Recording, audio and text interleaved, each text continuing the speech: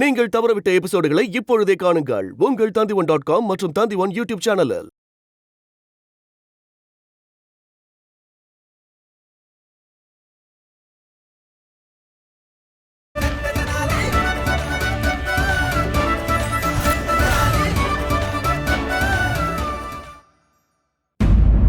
மந்திரியாரே, நீங்க சொன்னது சரிதான். நானும் இத பத்தி தான் யோசிச்சுட்டு இருந்தேன். அப்படி நான் இத பத்தி யோசிச்சுட்டு இருக்கும்போது எனக்கு அப்போ இன்னொரு சிந்தனை வந்தது. என்ன சிந்தனை வந்தது? எனக்கு என்ன சிந்தனை வந்ததுன்னா, இன்னும் 3வது பொழுது முடியல. வழங்கப்பட்ட அவகாசம் இன்னும் மிச்சம் இருக்கு. அதனால நியாயப்படி அந்த அவகாசம் முடியற வரைக்கும் நாம காத்துட்டு இருக்கிறது தான் சரியா இருக்கும். ஒருவேளை அதுக்கப்புறமும் பாஸ்கர் இந்த அரசவைக்கு முன்னாடி அந்த மயிலிறகோட அவன் வந்து நிக்கலனா அவனுக்கு மிகவும் கடுமையான தண்டனை வழங்கப்படும். ஆமா மகாராஜா, நீங்க சொல்றது முற்றிலும் சரிதான்.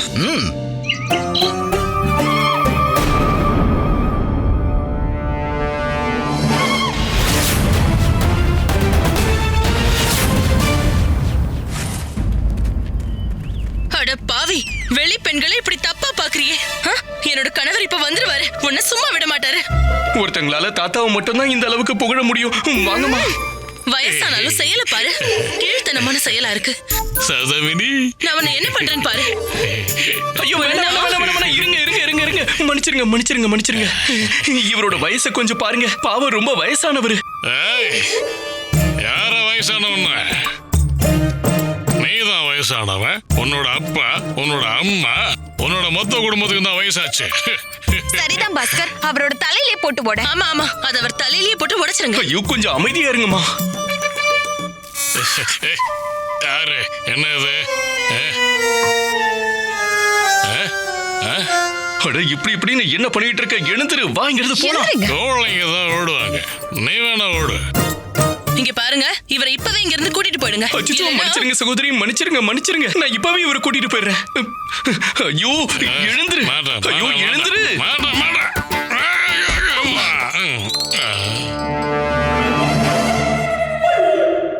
என்ன மாடு மாதிரி குறுக்க நிக்கிற?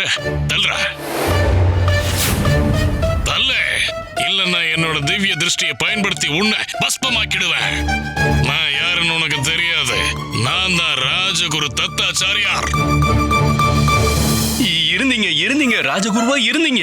நீங்க என்ன பஸ்மமாக்குறது? இவர் நினைச்சா உங்களை பஸ்மமாக்கிடுவாரு. எல்லார்கிட்டையும் இப்ப அதை சொல்லிக்கிட்டு இருக்க. அது உனக்கு தெரியும், எனக்கு தெரியும், இவங்களுக்கு தெரியுமா என்ன? தல்லே,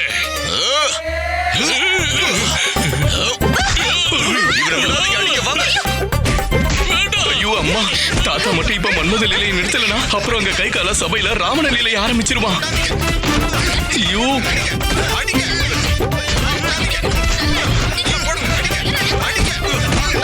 ஐயோ தாத்தா, வா.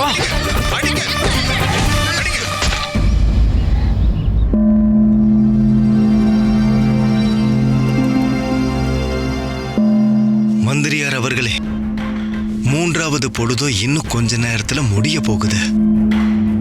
இன்னும் 2 முறை மணி அடிச்சதுன்னா பாஸ்கரோட மரண தண்டனைய நாம அறிவிச்சிடலாம். நில்லுங்க.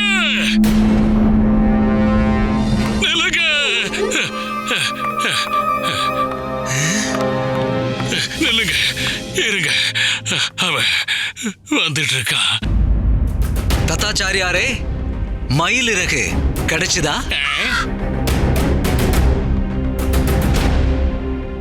நீங்க எதுக்கும் கவலைப்படாதீங்க மகாராஜா, அவன் வந்துகிட்டு இருக்கான். அட, யார் வந்துகிட்டு இருக்காங்க? மயிலிறகு யாருகிட்ட இருக்கு? கோவப்படாதீங்க மந்திரியாரே, வந்துட்டு இருக்கான். அவன் தான் வந்துட்டு இருக்கல்ல, உங்களுக்கு ஏன் கோபம் வருது? யார் வந்துகிட்டு இருக்கிறது? தத்தாச்சாரியாரே, புதிர் போடாதீங்க, நேரா விஷயத்துக்கு வாங்க. யார் வர்றது? முன்னாள் ராஜகுருவே, இப்ப அந்த மயிலிறகு யாருகிட்ட இருக்குங்கிற உண்மையை சொல்லுங்க. அவன்கிட்ட இருக்கு. அதுதான் யாருக்கிட்ட இருக்கு? அதை கொண்டு வரவன் கிட்டதான். தத்தாச்சாரியாரே, நீங்க என்ன சொல்ல முயற்சி பண்ணிட்டு இருக்கீங்களோ அது முதல்ல உங்களுக்கு புரியுதா?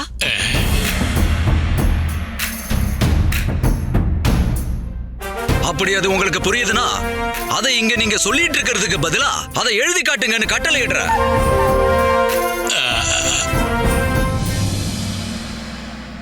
பாஸ்கர், கொஞ்சம் நான் சொல்றது கேளு. வாங்க. பாஸ்கர், இல்ல என்னால வர முடியாது. சபைக்கு நான் வந்தனா என்னால உனக்கு பெரிய பிரச்சனை ஆயிடும் பாஸ்கர். இன்னும் எவ்வளவு நாள் தான் ஒளிஞ்சிருப்பீங்கம்மா? ஏன் இவ்வளவு வருஷம் பயந்து ஓடி ஒளிஞ்செல்லாம் இருந்தாச்சுல? எப்போ நீங்க தானே இதை சொல்லுவீங்க. இன்னைக்கு நான் இதை சொல்றேன். எடு எடு. எதை எடுக்கணும்? உங்களோட தன்னம்பிக்கைய. இப்படி புரிஞ்சுக்கோங்க, யானை கிளம்பிருச்சு. ஆனா அதோட இதோ இந்த இந்த இந்த இந்த வால் மட்டும் கிளம்பாம இருக்கு. வாளா? வந்துட்டு இருக்கா. திரும்ப வரானா? யாரு யார் வர்றது? போதும் தத்தாச்சாரியாரே, வந்துகிட்டு இருக்கான். முதல்ல இப்படி உளறத நிறுத்துங்க. மகாராஜா, நீங்க கொடுத்த அவகாசம் முடிஞ்சிச்சுன்னு அறிவிச்சிருங்க.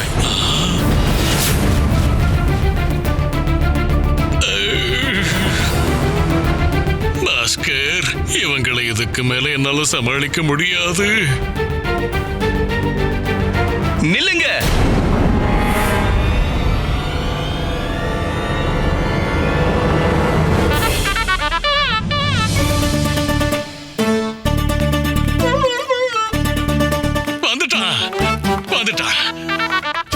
வந்துட்டா.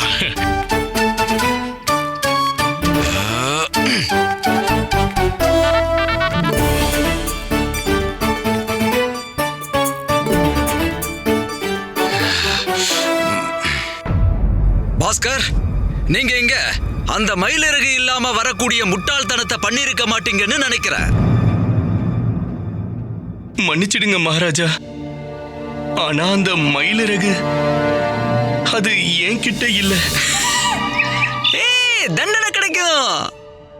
அப்ப யாருகிட்ட இருக்கு? இங்க வந்துகிட்டு இருக்கிறவங்க கிட்ட. இப்ப யார் வர்றாங்க? ஒரு வீர பெண்மணி, ஒரு அம்மா. அம்மாவா? அம்மாவா? வந்துட்டாங்க.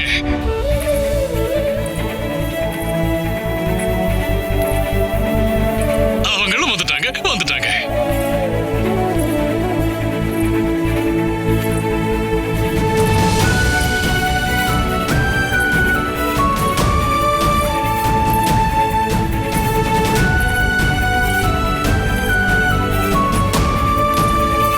சபையில உங்க முன்னாடி நிக்கிற இந்த பெண்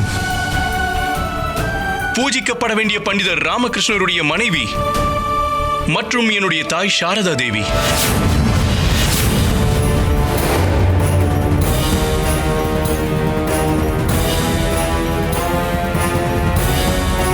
நான் இருக்கும்போதே பண்டிதர் ராமகிருஷ்ணனோட மகன் விஜயநகரத்துக்குள்ள சுத்திக்கிட்டு இருந்திருக்கா. யாருக்குமே அதை பத்தி தெரிய வரல. விதிய பாருங்க மகாராஜா. நான் அந்த மயிலிறக தேடி போனேன். ஆனா அங்க எனக்கு என் அம்மா கிடைச்சாங்க. இந்த பாஸ்கர் பண்டிதர் ராமகிருஷ்ணனோட மகன் முதல்ல இவன் ராஜ்யத்துக்குள்ள வந்தான். அடுத்து அவன் அம்மாவை கூட்டிட்டு வந்திருக்கான். இவனுக்கு இவ்ளோ தைரியமா? மகாராஜா, மகாமந்திரியாரே, நான் எப்பவும் உங்களுக்கு நன்றி கடன் பட்டிருப்பேன். உங்களாலதான் ஒரு தாய்க்கு அவளோட தொலைஞ்சு போன மகன் கிடைச்சிருக்கான். அதெல்லாம் சரி, அந்த மயிலருக்கு எங்க?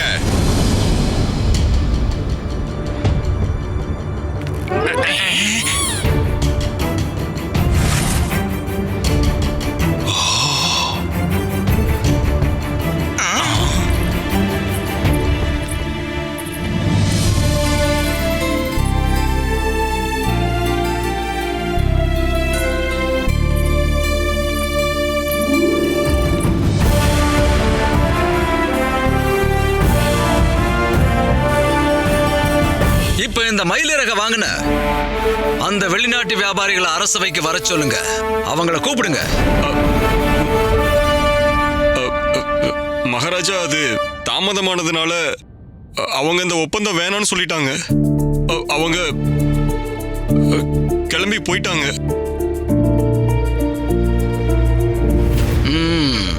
சரி, அப்ப இந்த மயிலிறகின் பாதுகாப்புக்காக இத ராஜ கடங்குல வைக்க சொல்லி கட்டளையிடுறேன்.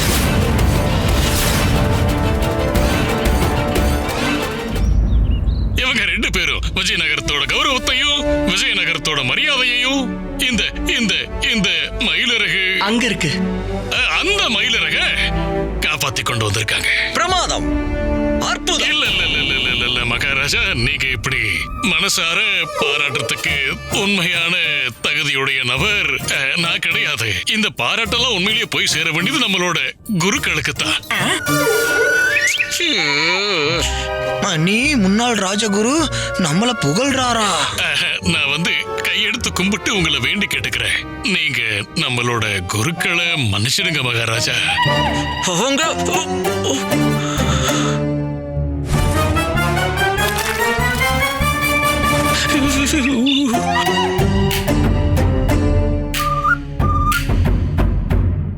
சரி, அவங்க 2 பேரையும் அரசவைக்கு வர சொல்லுங்க.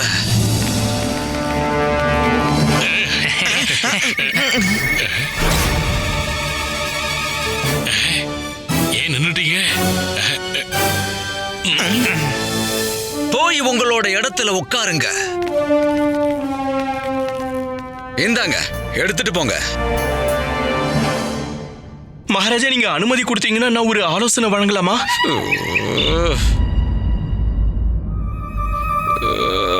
சொல்லு. மகாராஜா, இந்த மகுடத்தின் ரத்தினமான மயிலிறகு சாக்ஷாத் அந்த கடவுளுடைய ஆசீர்வாதம். இத ராஜகடங்குல வைக்கிறதுனால நமக்கு தான் நஷ்டமா இருக்கும். ஆனா அதுவே இது வெளியில இருந்ததுன்னா, தினமும் இதுக்கு பூஜை நடந்ததுன்னா அதோட புண்ணியம் எல்லாம் மகாராஜாவுக்கு தான் கிடைக்கும்.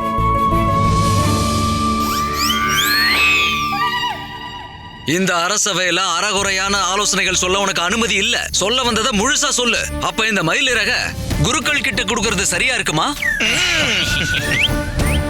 இல்ல மகாராஜா, என்ன கேட்டீங்கன்னா மகா மந்திரியாருடைய மகள் தேவி அமரப்பள்ளி தான் இதுக்கு சரியானவங்களா இருப்பாங்க. அவங்களுடைய பக்தியால தான் இந்த புனிதமான மயிலிறக மரியாதையோட அலங்கரிச்சு நல்ல பூஜை பண்ணி பாத்துக்க முடியும். என்ன மகா மந்திரியாரே?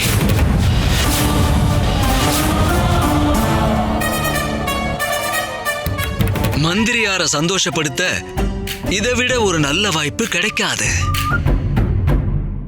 அப்ப இதுதான் என்னுடைய முடிவு. இந்த மயிலிறகு மந்திரியாரின் மகள் மற்றும் என்னுடைய சகோதரியான தேவி அமரப்பள்ளிக்கு அன்பளிப்பாக கொடுக்கப்படும். கை தட்டுங்க. நீங்க சிறந்தவர் மகாராஜா. சொல்லுங்க மகாராஜா பாலகுமார்.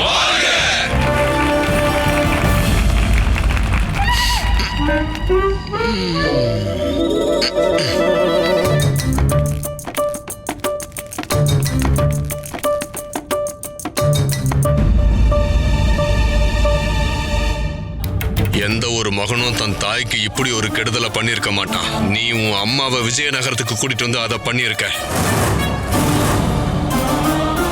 ஒவ்வொரு நொடியும் நரகமா இருக்க போகுது.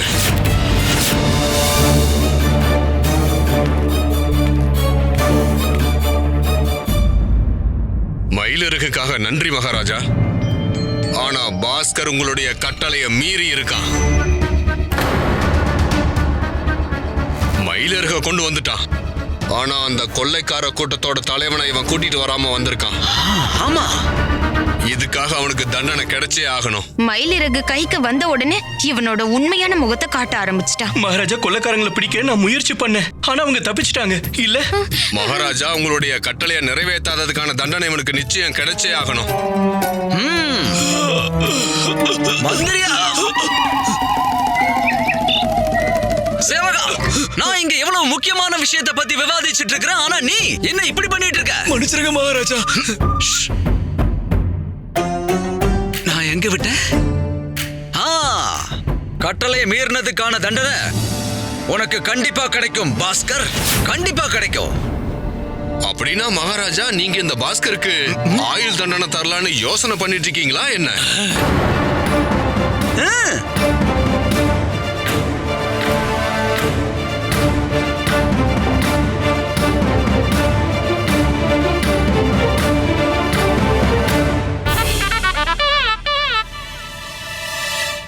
நீங்க சொன்னது சரிதான் மகாமந்திரியாரே, சரியா சொன்னீங்க. ஆயுள் காலம் பூரா சிறைச்சாலையில இருக்கிறதுக்கு தகுதியானவன் நான். ஆனா மகாராஜா, அதை விட எனக்கு பெரிய தண்டனையா எது இருக்கும்னா, நீங்க என்னை இங்க இருந்து எவ்வளவு தூரம் முடியுமோ அவ்வளவு தூரம் துரத்தி விட்டுருங்க. என்ன கேட்டீங்கன்னா என்னை இந்த ராஜ்யத்தை விட்டே வெளியேற்றிடுங்க. இவன் என்ன பண்ணிட்டு இருக்கான்? ஏன் அப்படி? உங்களுக்கு ஞாபகம் இருந்ததுன்னா, சின்ன வயசுல நீங்க அந்த பூஜாடிய தலையில வச்சீங்கல்ல, அதனாலதானே உங்களுடைய தலையில இருக்கிற முடியெல்லாம். முடி, அத பத்தி மட்டும் பேசாத. அதுல எல்லா தப்பும் உன்னோடதுதான். உன்னோடது மட்டும்தான் பாஸ்கர், என்னோட தப்பு தான். எல்லாமே என்னோட தப்பு தான் மகாராஜா. அதுக்காக எனக்கு தண்டனையும் வழங்கப்பட்டது. 20 வருஷம் குருகுலத்துல, 20 வருஷம் என் குடும்பத்தையும் விஜயநகரத்தையும் விட்டு பிரிஞ்சு இருந்தேன். ஆனா விதியோட விளையாட்ட பாருங்க மகாராஜா. எந்த தண்டனை எனக்கு சின்ன கஷ்டத்தை தந்ததோ, அதே தண்டனை தான் உங்களுடைய பெரிய கோபத்துல இருந்தும் பயங்கரமான தண்டனையில இருந்தும் என்ன 20 வருஷம் காப்பாத்தி வச்சிருந்தது. அதனால மகாராஜா, ஆயுள் தண்டனையை விட ராஜ்யத்தை விட்டு வெளியேற்றுறதுதான் எனக்கு சரியான தண்டனையா இருக்கும். ஏன்னா நான் இங்கேயே உங்க பக்கத்துல இருந்தேன்னா, நீங்க ஒவ்வொரு நாளும் ஒவ்வொரு நொடியும் விசிறி இந்த வயசான ஐயாவை எப்படி அவமானப்படுத்துறீங்களோ, அதே மாதிரி நீங்க என்னையும் அவமானப்படுத்திக்கிட்டு இருப்பீங்க. ஒரு பண்டிதனா என்னால இவ்வளவு அவமானத்தெல்லாம் பொறுத்துக்க முடியாது மகாராஜா. நான் உடைஞ்சு போயிடுவேன். நான் முழுமையா உடைஞ்சு போயிடுவேன் மகாராஜா.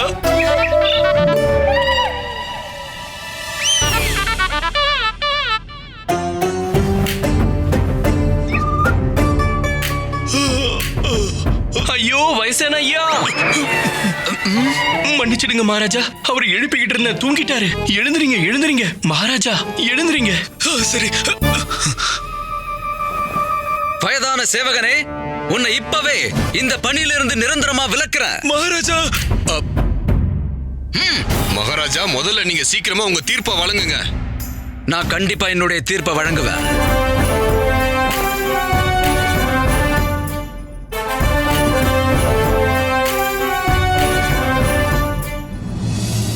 பாஸ்கர், நான் உனக்கு மிகவும் கடுமையான தண்டனையை வழங்க போறேன்.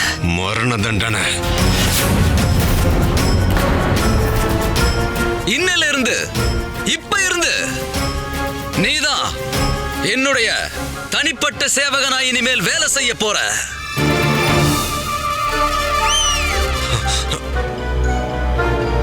இனிமேல் நீ இங்க நின்னு எனக்கு விசிறி விடணும்.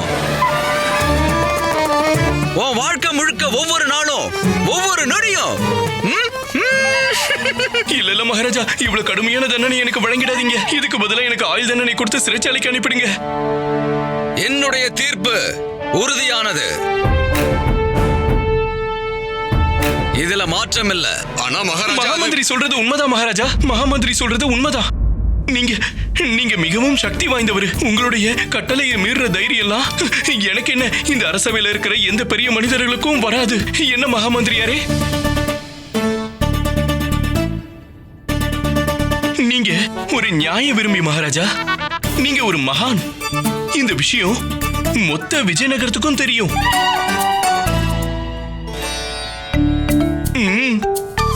கூடவே எனக்கும் ஒரு விஷயம் தெரியும்.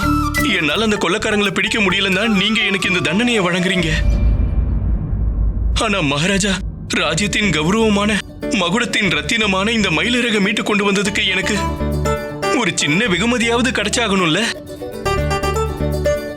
அதனால உங்ககிட்ட வேண்டிக்கிறேன், அந்த அப்பாவியான குண்டப்பாவையும் அவருடைய கிளியையும் சிறைச்சாலையிலிருந்து விடுவிச்சிருங்க மகாராஜா. அதுக்கப்புறம் நான் என்னுடைய வாழ்க்கை பூரா சிறைச்சாலையை விட பயங்கரமான இந்த தண்டனையை நான் ஏத்துக்கிறேன். சரி, குண்டப்பாவையும் அந்த கிளியையும் உடனே அந்த சிறைச்சாலையில இருந்து விடுவிச்சிருங்க.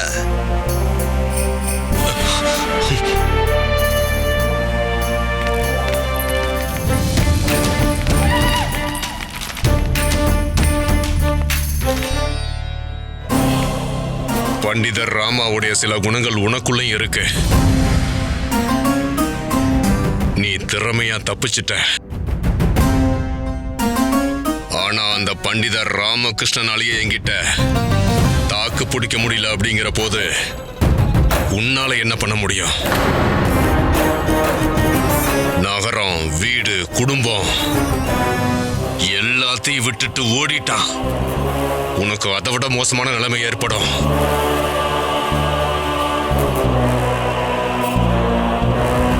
நீ எதுக்கு இங்க வந்த?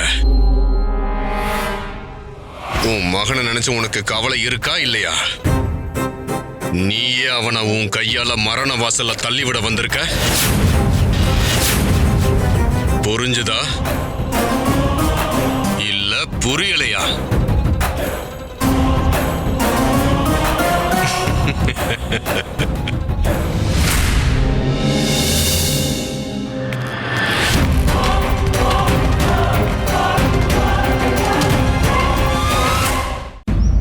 விஜயநகரத்திலே முதல் ஆளா நீதான் அந்த மந்திரியை இவ்ளோ தைரியமா எதிர்த்து நின்னு இருக்க. ஆனா அவன் எவ்வளவு பயங்கரமானவன்னு உனக்கு தெரியாது. கொஞ்சம் கூட கருணையே இல்லாதவன். அந்த கை காலம் எப்படிப்பட்டவன வேணாலும் இருக்கட்டும், என்ன வேணாலும் பண்ணட்டும். ஆனா என்ன பாதுகாக்கவும் என்கிட்ட ஒண்ணு இருக்கு. என்னது? அதனாலதானே மகாமந்திரி வாயடைச்சு போய் நின்னுட்டு இருந்தாரு. யார் அது? அதுதான் 3 ரூபங்களை கொண்ட ஒரு பெண். அவங்க ஒரு மனைவி, ஒரு தாய், இப்ப ஒரு கொள்ளக்காரியாவும் இருக்காங்க. என்ன இருந்தாலும் அவங்க ஒண்ணு தண்டிச்சிருக்காங்க. என்னால இதெல்லாம் பார்த்துட்டு சும்மா இருக்க முடியாது. அம்மா, அந்த கை காலை எவ்வளவு அக்கிரமம் வேணாலும் பண்ணட்டும், நமக்கு எவ்வளவு பெரிய சங்கடங்கள் வந்தாலும் பரவாயில்ல. ஆனா அப்பா திரும்பி வர வரைக்கும் நாம ஒவ்வொரு சூழ்நிலையும் சமாளிச்சுதானே ஆகணும். நீ அப்படியே உன் அப்பா மாதிரி இருக்க. பெரிய பெரிய சிக்கல்கள்ல சிக்கிப்பாரு. ஆனா எப்படின்னு தெரியாது. அந்த எல்லா சங்கடங்களையும் வெற்றிகரமா எதிர்கொண்டு அந்த பிரச்சனைக்கு ஒரு தீர்வும் கண்டுபிடிப்பாரு. உன்னை பார்க்கும்போது எனக்கு அப்படியே அவரை பார்க்குற மாதிரி இருக்கு. சரி சரி வாங்க.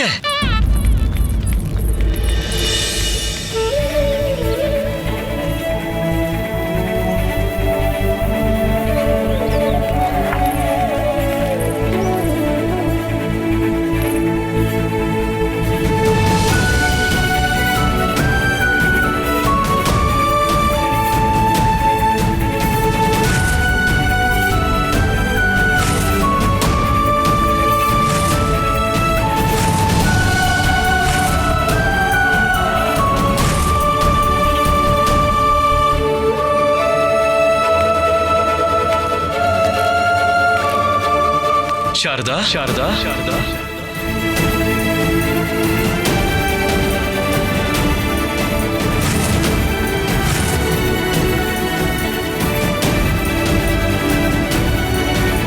என்னாச்சுமா? ஏதோ தெரியாதவங்கள பாக்குற மாதிரி என்ன பாக்குறீங்க? நீ இந்த 4 சுவருக்குள்ள என்ன கூட்டிட்டு வந்துட்ட. ஆனா வீடுங்கிறது சுவர்களால இல்ல, வீட்டுல இருக்கவங்களால ஆனது. அம்மாவோட தடி சத்தம் எங்க? குண்டப்பாவோட மணிகள் சத்தம் எங்க?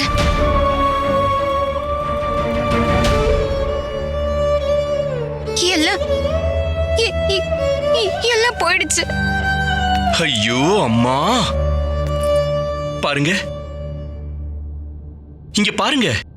உங்களுக்கு இந்த வெறும் சுவர்கள் தானே தெரியுது, உடைஞ்ச ஜன்னல்கள் கூட தெரியுதுல்ல. ஆனா உங்க கண் முன்னாடி உயிரோட நடமாடிக்கிட்டு இருக்கிற ஒரு மனுஷன் நின்னுக்கிட்டு இருக்கிற நான் உங்களுக்கு தெரியலையா? ஏன் கவலைப்படுறீங்கம்மா? இன்னும் கொஞ்ச நேரத்திலேயே மணிக்குமார் சித்தப்பா சிறைச்சாலையில இருந்து வீட்டுக்கு வந்துருவாரு. சீக்கிரமே நமக்கு அப்பாவும் கிடைச்சிருவாரு. அதுக்கப்புறம் நம்ம வீடு முழுமையாயிடும். அதெல்லாம் சரி, எடு.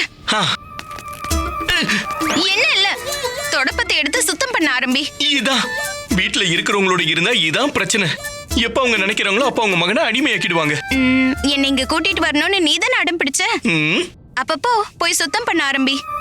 சரி, நீங்க சொல்றதை கேக்குறேன்.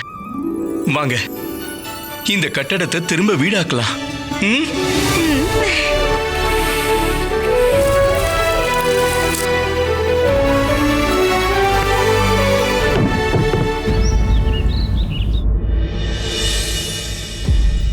என்னுடைய வாக்கு நான் நிறைவேற்றிட்டேன். நீ கேட்ட மயிலிறகு. மயிலிறகு கிடைச்சிருச்சா? ரொம்பவும் நன்றிப்பா. நான் இப்பவே இத கண்ணனுக்கு அர்ப்பணிச்சிடுறேன்.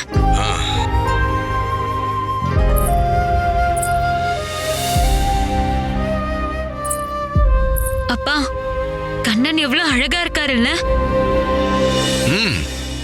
என்னுடைய மகள் அவருடைய பக்தியா இருக்கும்போது அவரும் அழகா தானே இருப்பாரு. இந்த சிரிப்புக்காகத்தான் நான் ஆகாயத்தையும் பாதாளத்தையும் ஒண்ணு சேர்த்திருக்கேன். அங்கிருந்து இந்த அரிதான மயிலிறக தேடி கொண்டு வந்து சேர்த்திருக்கேன். அந்த மயிலிறக திருப்பி கொண்டு வந்து கொடுக்க வேண்டியது என்னுடைய பொறுப்பு. மகளே அம்மு, உனக்காக நான் என்ன வேணாலும் பண்ணுவேன். அப்பா பாஸ்கர் சொல்ல போனா அப்படியே உங்களை மாதிரி தான். அவன் எனக்கு வாக்கு கொடுத்திருந்தான். மயிலிறக மீட்க உங்களுக்கு உதவி பண்ணுவேன்னு சொன்னான். அவன் தான் உங்களுக்கு உதவி இருப்பான் இல்லையாப்பா?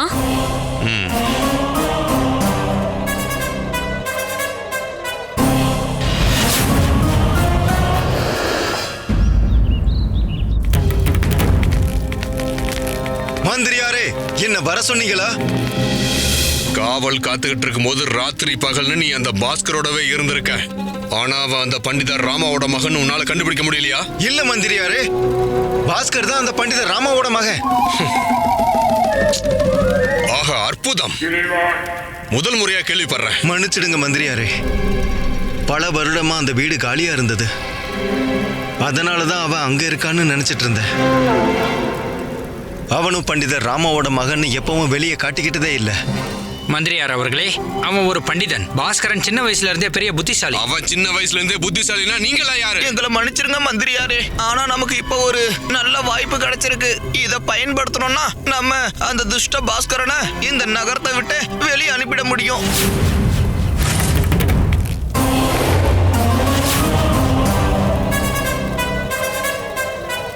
என்னது? சொல்றோம். மந்திரியார் அவர்களே, பாஸ்கரையும் அவனுடைய அம்மாவையும் இந்த நகரத்தை விட்டு வெளியேற்ற அவங்க 2 பேருக்கும் அவங்களோட வீடு இல்லாம பண்ணிடுங்க. மந்திரியாரே, யோசனை மணி அவர்களோடது, வார்த்தைகள் மட்டும்தான் என்னுடையது. இது உங்களோட ஆலோசனை இருக்க முடியாதுன்னு எனக்கு ரொம்ப நல்லாவே தெரியும். ஆனா இந்த ஆலோசனை உங்களுக்கு இப்ப வழங்குனது யாருன்னு எனக்கு தெரிஞ்சாகணும்.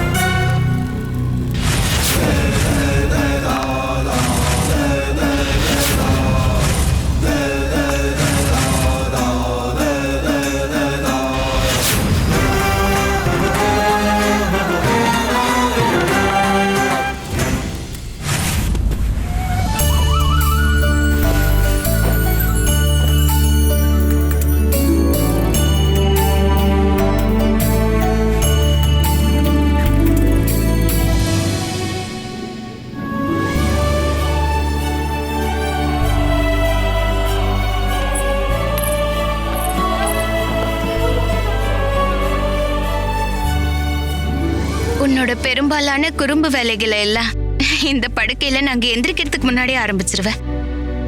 ஞாபகம் இருக்கா? உன்னோட அப்பாவும் உனக்கு தாலாட்டு பாடிக்கிட்டே இங்கதான் உன் கூட படுத்துப்பாரு. அம்மாவோட செல்லத்தை எப்பவும் மறக்க கூடாது. சொந்தங்களின் அன்ப குறைவா நினைக்க கூடாது. பாவிகளுக்கு முன்னாடி தலை வணங்க கூடாது. பாதைகள் கடுமையா இருந்தாலும் பாதங்கள் நிக்க கூடாது.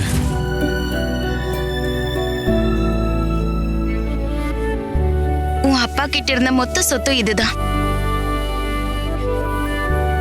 அவரோட இந்த அன்பான குடும்பம். அதனால அவரோட சொத்துக்கு எதுவும் ஆகாம பாத்துக்க வேண்டியதுதான் ஒரு மகனா நீ பண்ண வேண்டியது.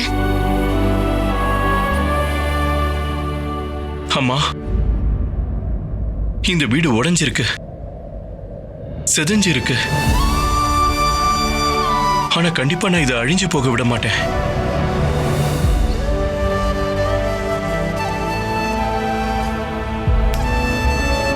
இது ஒரு மகனின் வாக்குறுதி. மந்திரியார் அவர்களே, நான் என்னோட பழைய எதிரிய பழி வாங்கறதுக்காக பண்டிதன் ராமகிருஷ்ணனையும் அவனோட வீட்டையும் அவனோட அடையாளத்தையும் இந்த விஜயநகரத்தை விட்டே மொத்தமா அழிக்கணும்னு நினைக்கிறேன். நான் பார்க்க விரும்புறதெல்லாம் ஒன்னே ஒண்ணுதான். அந்த பண்டிதன் ராமகிருஷ்ணனோட இடிஞ்சு போன வீடு மண்ணோட மண்ணாகும் போது அவனோட மனைவியும் அவனோட மகனும் எப்படி எப்படி தவிக்கிறாங்கன்னு பார்க்க விரும்புறேன்.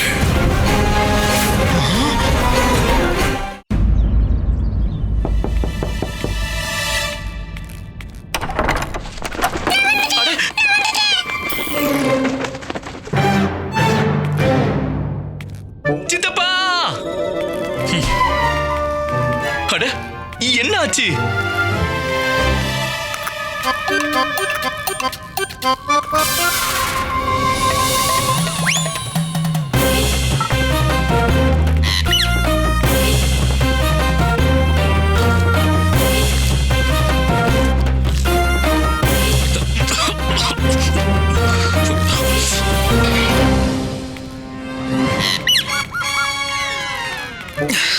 இப்பதான் எனக்கு தெம்பா இருக்குது. நீ கத்தி பிடிக்க வந்தல? வா. இல்ல வரல. அத வா. ஐயோ இல்ல கத்தி பிடி. போதும் போதும் போதும் போதும். அற்புதம் பாஸ்கர். ஒரு பெண்ணாலதான் இந்த அளவுக்கு சுத்தம் பண்ண முடியும். இதுக்காக காந்தாவுக்கு எவ்வளவு நன்றி சொல்லணும் பத்தாது தெரியுமா? காந்தாவுக்குலாம் இல்ல. நீ அப்படியே லாமா மாதிரி தான். லாமாவும் எப்பயும் வேலை வாங்கிட்டே இருப்பான். ஆனா அவன் எனக்கு நன்றியே சொன்னது இல்ல. அதே மாதிரிதான் நீயும் காந்தாவுக்கு நன்றி சொல்ல மாட்டேங்குத. அடே, இதை சுத்தம் பண்ணது காந்தாவே இல்லைன்னும் போது அவளுக்கு ஏன் நன்றி சொல்லணும்? என்னது, காந்தா சுத்தம் பண்ணலையா? அப்ப வேற யாவது பண்ணாங்க?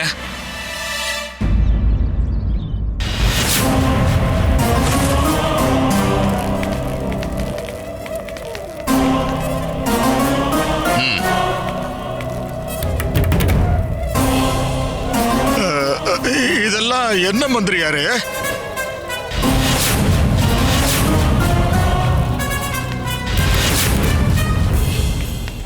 செல்வந்தனே, அந்த பாஸ்கர் தான் பண்டிதர் ராமாவுடைய மகன் உனக்கு ஏற்கனவே தெரியுமா? ஆமா தெரியும் மந்திரியாரே.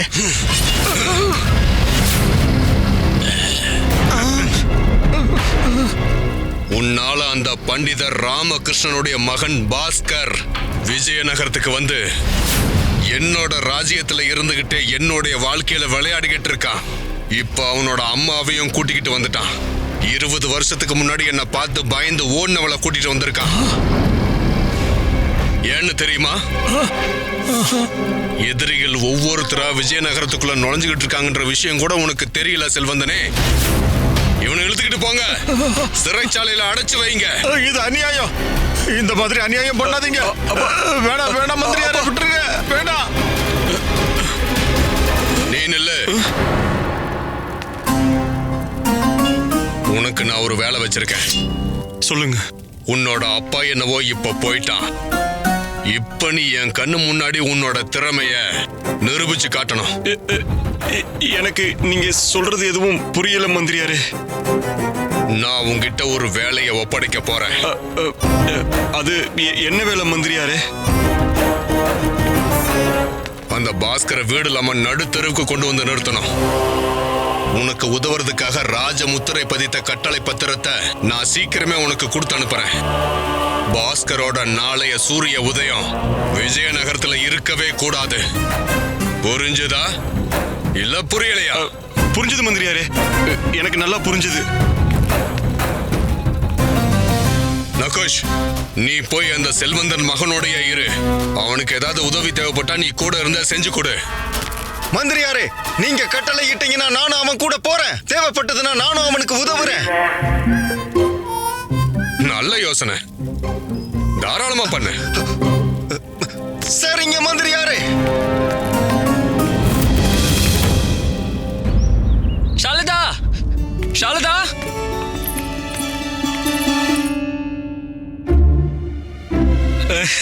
ஷாலதா.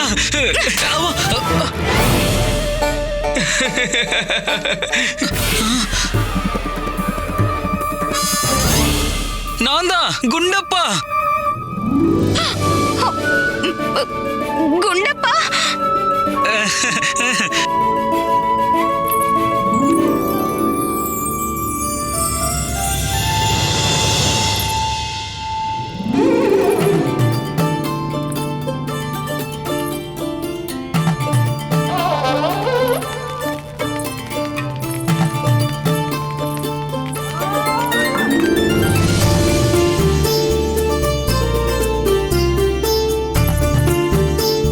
இந்த இடத்துல அடுப்ப வச்சிருங்க. ஒவ்வொரு மூலையிலயும் பூத்தொட்டிய வச்சிருங்க. இந்த செவரெல்லாம் ரொம்ப அழுக்கா இருக்கு. எல்லாத்துக்கும் வண்ணம் பூசிருங்க. அப்புறம் எல்லா பக்கங்கள்லயும் விளக்கு வச்சிருங்க. எல்லாம் பண்ணிரலாம். ஆனா கொஞ்சம் இத சொல்லுங்க, நீங்க யாரு தேவி? இந்த வீட்டோட எஜமானி மந்தாகினி. இந்த வீட்டோட எஜமானி எங்க அம்மா இருந்தாங்க. ஆனா இப்போ இல்ல. இங்க பாரு, ராஜமுத்திரை பதிக்கப்பட்ட அரசரோட கட்டளை பாரு.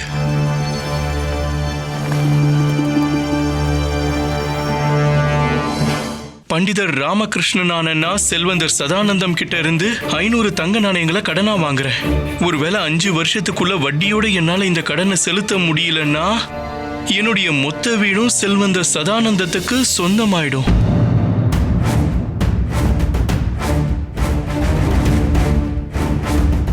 இது போய், இது கண்டிப்பா ஏதோ ஒரு சதிதான். 20 வருஷத்துக்கு முன்னாடி ராஜமுத்திரையோட பதிவு செய்யப்பட்ட பத்திரம் இது. சீக்கிரமா இந்த வீட்டை காலி பண்ணிடுங்க. என்னோட இந்த அன்பளிப்பு உனக்கு பிடிச்சிருக்கா? கொஞ்சம் பழசாதான் இருக்கு, ஆனா அழகா இருக்கு. இத கொஞ்சம் கொஞ்சமா அலங்கரிச்சு வண்ணம் பூசினா போதும். மந்தாகினி தேவி, எல்லாத்தையும் சரி பண்ணிடலாம். நீங்க கவலைப்படாதீங்க. நாளைக்கு விடிஞ்ச உடனே எல்லா குப்பைகளையும் தூக்கி வெளியில வீசிடுறேன். ஆனா இங்க குப்பை எங்கதுக்கு இருக்கே? நீங்க எல்லாருமே குப்பைகள் தானே? நாளைக்கு சூரியன் உதிக்கிறதுக்குள்ள எல்லாரும் இங்க இருந்து கிளம்பிடுங்க. இல்லைன்னா இன்னைக்கு வீடை மட்டும்தான் இழந்திருக்கீங்க. அப்புறம் நாளைக்கு நகர்த்தி. இல்ல இல்ல இல்ல, உங்களோட உயிரையே. போலாமா?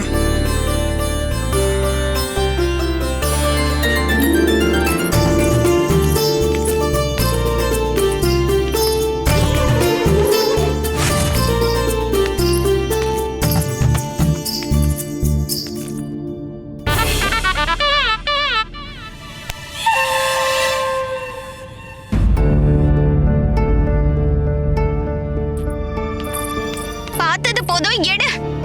எதை எடுக்கிறதுமா? இந்த வீட்டை தலையில எடுத்து வச்சுக்கவா? நான் என்ன சொல்றேன்னா, எல்லாரும் அவங்க பொருட்களை எடுத்துக்கிட்டு இந்த வீட்டை விட்டு வெளியே போலாம். இல்லம்மா, நாம நிறைய ஓடியாச்சு. இதுக்கு மேல முடியாது. நீங்க தானே சொன்னீங்க இதுதான் அப்பாவுக்கு இருக்கிற ஒரே சொத்துன்னு. நீங்க சொன்னது உண்மைதாம்மா. இன்னைக்கு கூட நான் இந்த வீட்டுல இருக்கிற ஒரு சுவரையோ இல்ல இந்த தூண்கள்ல ஒன்ன நான் தொடும்போது என்னுடைய சிறு வயது நினைவுகள்லாம் எனக்கு திரும்ப வருது. அது கூடவே அப்பாவோட முகமும் எனக்கு ஞாபகம் வருது. நான் என்னுடைய அப்பாவுடைய முகத்துக்கு, அவருடைய மானத்துக்கு, அவருடைய மரியாதைக்கு எந்த பாதிப்பும் ஏற்பட விட மாட்டேன். ஆனா நம்ம மொத்தம் இங்க இருந்து போகலன்னா சித்தப்பா, அப்பா திரும்பி வருவாரு. அவருடைய வாக்கை நிச்சயமா நிறைவேற்றுவாரு. எனக்கு முழு நம்பிக்கை இருக்கு. அது மட்டும் இல்லாம அப்பா திரும்பி வர வரைக்கும் நான் இங்க இருந்து போக மாட்டேன். அதான் என்னுடைய முடிவு. ஆனா இப்ப சூழ்நிலை மாறிடுச்சு பாஸ்கர். தாத்தா, தாத்தான்னு கூப்பிடாத. அப்படி எனக்கு என்ன வயசாயிடுச்சு? நாளைக்கு உன்னோட ஜாதகத்தை கொண்டு வா. அதுல என்ன வயசாச்சுன்னு நான் உனக்கு சொல்றேன். சரி கேளு. அந்த கை கால இந்த செல்வந்தனோட சேர்ந்து ஏதோ சதி திட்டம் போட்டிருக்கான். இதை எப்படி எதிர்கொள்றது? நீ ஏன் எப்படி எதிர்கொள்றதுன்னு சொல்லு. அந்த செல்வந்தர் கிட்ட அந்த கட்டளை பத்திரம் இருக்க வரைக்கும் நம்மளால எதுவும் பண்ண முடியாது.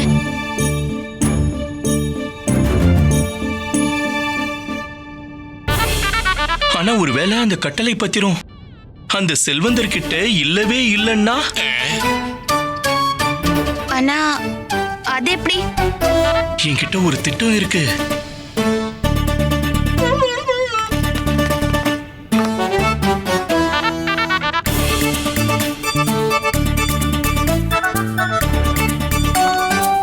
தாத்தா, தாத்தா தாத்தாலாம் இல்ல. என்னோட செல்ல தாத்தா. அப்படியெல்லாம் ஒண்ணும் இல்ல. சரி கேள பாரு, இன்னைக்கு ராத்திரி நீ எப்படியாவது அந்த செல்வந்தரை அவரோட வீட்டுல இருந்து வெளியில கூட்டிட்டு போகணும். கூட்டிட்டு போவல? இது சரியில்லை. எப்பெல்லாம் உனக்கு ஒரு பிரச்சனை வருதோ அப்பெல்லாம் நீ என்ன மாட்டி விட்டுற. இதை கண்டிப்பா என்னால பண்ணவே முடியாது. அப்படியா? உன் வயசு என்னன்னு எல்லார்கிட்டயும் சொல்லிடுவா. சரி பண்றேன்.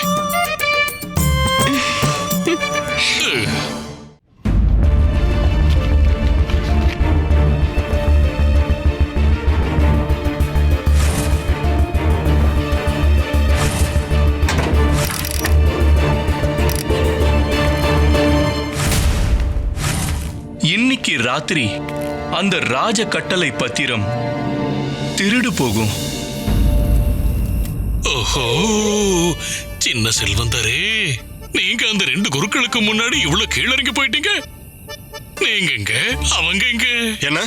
இல்ல, நான் என்ன சொல்ல வரேன்னா அவங்க ரொம்ப முன்னேறிட்டாங்க. இல்லையே, என்னோட அப்பா வட்டியை எந்த அளவுக்கு நேசிக்கிறாரோ அதை விட அதிகமா நான் மந்தாகினியை நேசிக்கிறேன். ஒருவேளை அவங்க 2 பேரும் மந்தாகினி பக்கத்துல போனா கூட அப்புறம் அவங்க விஜய் நேரத்துல இருக்க மாட்டாங்க. உங்களுக்கு தெரியாது, இப்ப அவங்க 2 பேரும் அவங்கள பார்க்கதான் போய்கிட்டு இருப்பாங்க. அப்படிலாம் இருக்கவே முடியாது. அதான் உண்மை.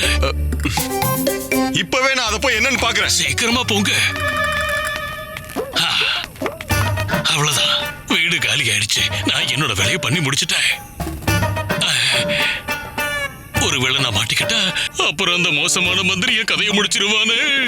அதனால இங்க இருந்து நான் உடனே கிளம்பி ஆகணும்.